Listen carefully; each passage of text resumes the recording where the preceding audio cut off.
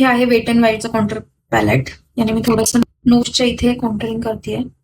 फोरहेडला थोडंसं shadow create करते.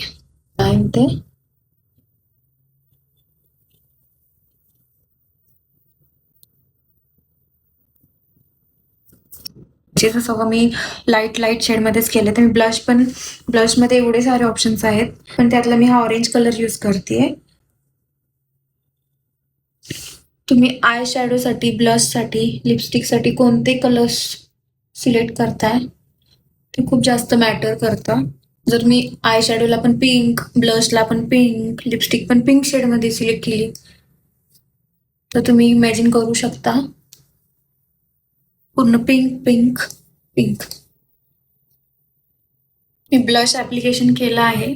सध्या ते जास्त जरी वाटत असलं तरी स्प्रे केल्यानंतर ते नॉर्मल होतं, कारण ते नुकतंच अप्लाय केले. पण तरी पण जर इन केस तुमच्याकडून कधी चुकून जास्त ब्लश लावलं गेलं तर त्यासाठी तुमचा जो पावडर पफ असतो त्याने तुम्ही वरतून डॅप डॅप करायचं.